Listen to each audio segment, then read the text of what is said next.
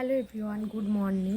Welcome back to my channel. দেখো আজকে তোমাদের আমি দেখাবো আমাদের বাড়ির ভেতরে, বাউন্ডারির ভেতরে যে গাছগুলো, ফুল গাছগুলো বসানো।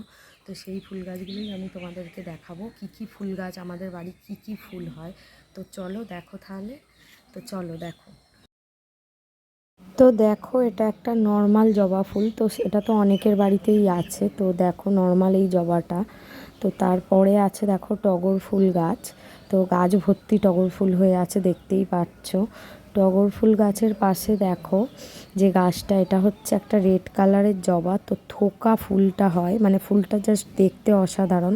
তো অনেকটাই বড় সাইজের হয়, পুরো থোকা। তো এটাও একটা ছোট লাল থোকা জবা, আর এটা ওই থোকা বড় ওই জবাটা।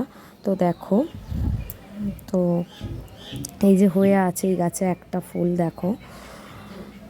তো এরপরে যে ফুল গাছটা দেখো, এটা হচ্ছে থোকা নীলকণ্ঠ ফুল।